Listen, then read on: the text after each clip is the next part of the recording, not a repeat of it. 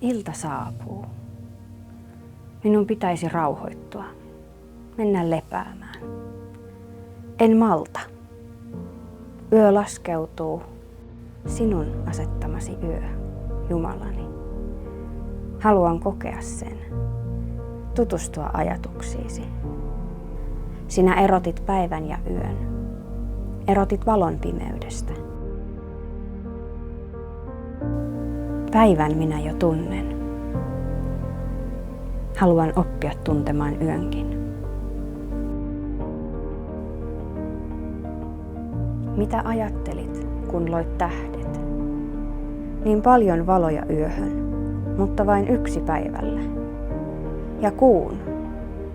Halusitko turvata kulkumme pimeässä?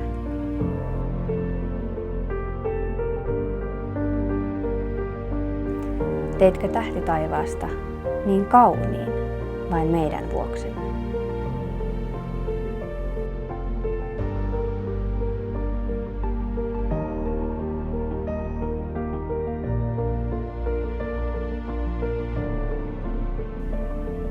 Ja revontulet, teetkö nekin muistuttamaan meitä sinusta?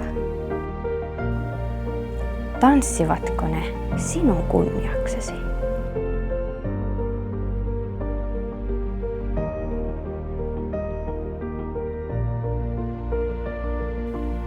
Tätä tanssia jaksaisin katsella aina.